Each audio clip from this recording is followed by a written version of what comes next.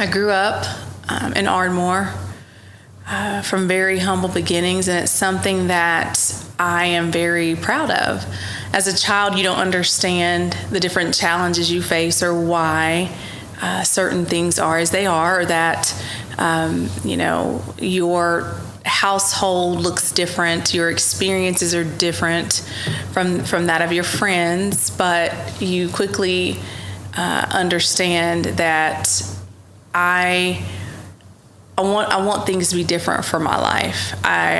There were a lot of deficiencies. My parents were very young and did the very best they could, but essentially my grandmother stepped in and filled in the gap and raised my siblings and I, and she did a tremendous job.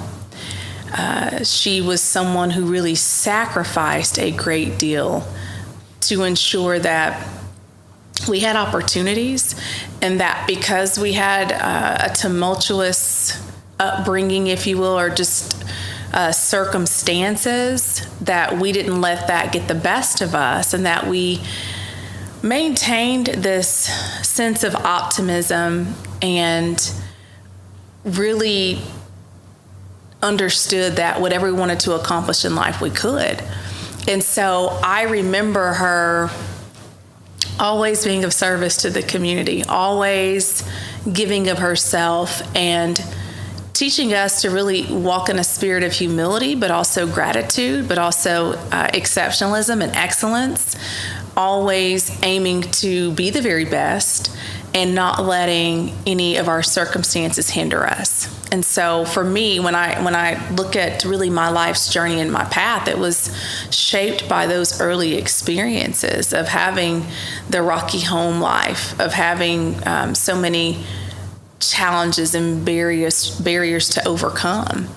But I say it's something that I'm proud of because, for a great deal of my life, it was very embarrassing when people would ask questions about, oh, tell me about yourself. And, people don't know. They just assume like these are questions to ask. And when you come from the different things that I've had to experience, it's not always easy to talk about. So oftentimes I just found myself not really wanting to answer those questions. And I think that it was whenever I became a parent that I had greater insight and understanding.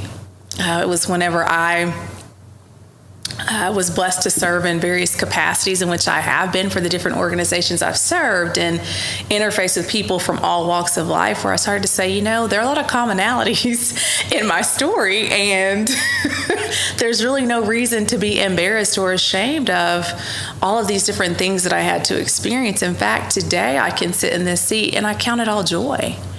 I was raised to, certainly, my faith has always played a huge role in my life. So certainly respected my faith and always put my faith first. It's so important, but also to be of service and to have morals and values and be kind and treat people with respect. A lot of great Oklahoma values is what I consider. But my grandmother, she was very no nonsense. She demanded the very best of us. And I just appreciate her. I'm blessed to still have her with me. My parents are deceased, but I have my grandmother, and I have really a support system. I always also credit my husband, who we've been friends for 26 years, together for 19 and married for 17 years. And I credit him with being on this journey with me. And so we have 3 amazing children that we really are building a legacy for, are creating opportunities for, such that their experiences and their childhood looks completely different than mine. And so my path, I was involved in a lot of community organizations growing up. I excelled academically. I loved school. I'm a lifelong learner. I'm having to, I love learning. And so that's something that I really pride myself in, is just my studies and being able to experience new things and challenges and things of that nature. But excelled in school, Ardmore City Schools, proud product of. I graduated from Ardmore High School, but was very involved. So student council, honor society, did POM, cheer, did drill team. I did all of those things. And math club, Latin club, you name it, I was somewhere involved in it. And then, of course, I worked part-time. So that was very neat to be able to have a part-time job and, on the weekends or in the summers when I wasn't immersed in different programs, 4-H. I did so much community service. And so to say that where I am is I mean, it's not a surprise, but again, I'm just it's full circle. After I graduated from Ardmore High School, I went to the University of Oklahoma under President David Bourne's leadership. I was a student ambassador, and you talk about an incredible experience. I absolutely loved my time at the University of Oklahoma. The faculty and staff and different members of staff really poured into me and continued to foster my potential. And so I was really involved in student organizations there as well. Worked as well, held a job and whatnot, and did the same as pertains to just making sure that my studies and things were taken care of. So I had an amazing time at the University of Oklahoma, grew so much, learned, and it's interesting to be able to interact with some of the classmates that I went to school with at the time, but graduated and then 2 days later moved to California. 2 days after I graduated, I was out of here. I was off to see the world. And so I moved to California and took a job there and became a marketing director, and that's what propelled me to go back to school to pick up an MBA while I was out there, and so was able to really thrive and grow and learn there, and again, very much connected to the community. Was on a chamber board there. Did all sorts of community service projects with the organization that I served at the time. And so then got engaged, got married, and then my husband and I, Bernard, moved to Ohio, where he practiced at a law firm, and then he was recruited by McAfee Taft, and that's what brought us back to Oklahoma.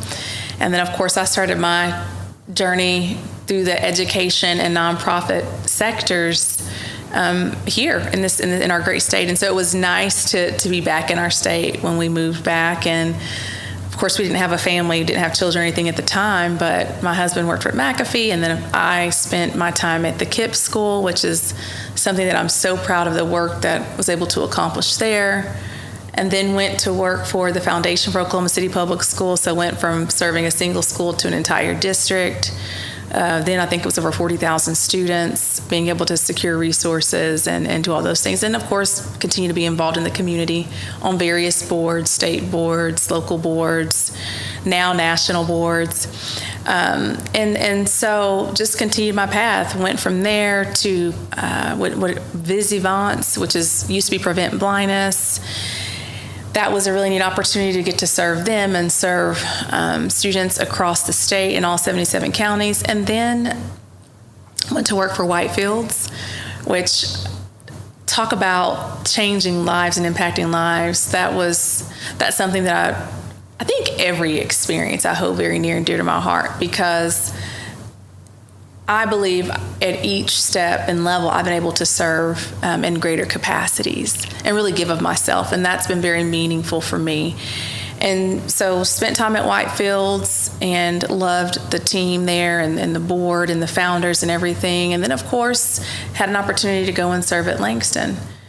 And there was vice president for advancement and executive director of their foundation, as well as eventually assuming leadership of their Oklahoma City campus. And so served, at an institution of higher education, and really fell in love with higher ed from the standpoint of that's really the entry point where it gets serious for people, and they get to decide what they're going to do with the rest of their lives.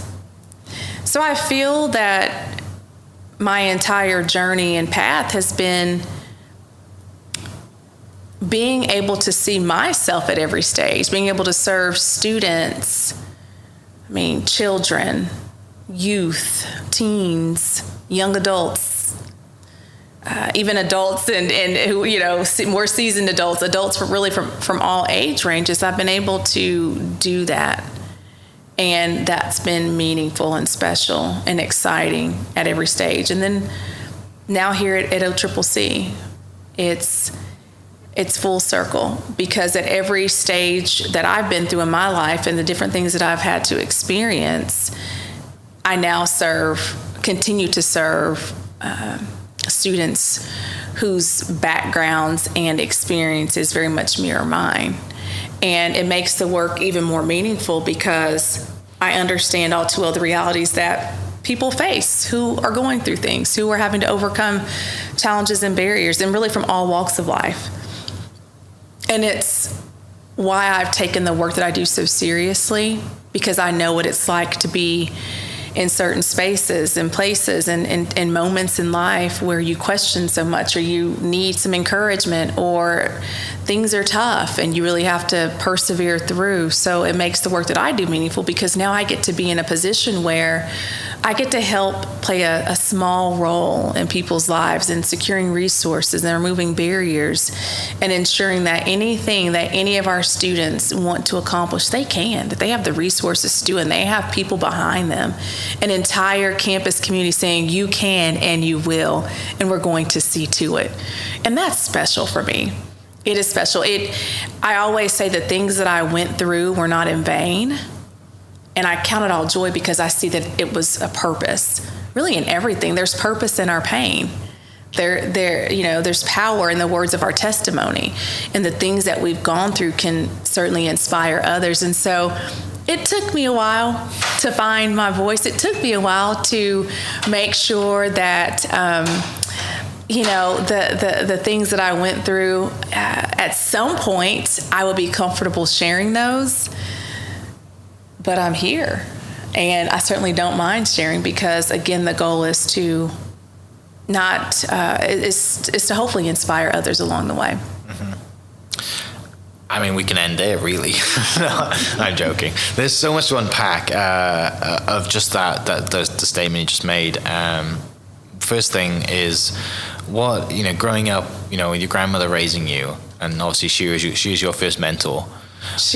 Yes. Like, what is she telling you when you're a kid? Like, what is she, I know you said she was tough, right? But what is she telling you as a little girl? There were lots of tears. There were lots of sad times. And she was always the constant. She was always the person saying, it's okay. You're going to be okay. There were things that I had to do and take care of, and responsibilities I had that children probably shouldn't have to. But she was always that constant saying, power through. I'm here for you. Just that voice of reason, that voice of hope, of inspiration, of saying you can do it. You're going to be okay. And she was that. She's been that for our entire family. I mean, she's our matriarch. So she's been through a lot. But work hard, be diligent, work smarter, give it your very best, dream big. The sky's the limit. God is with you. You can do all things through Christ. I mean, when I could go on and on about the various things that were constant in her household, but guess what? I'm here today. And I survived. It worked out pretty well, didn't it? It worked out, and I survived.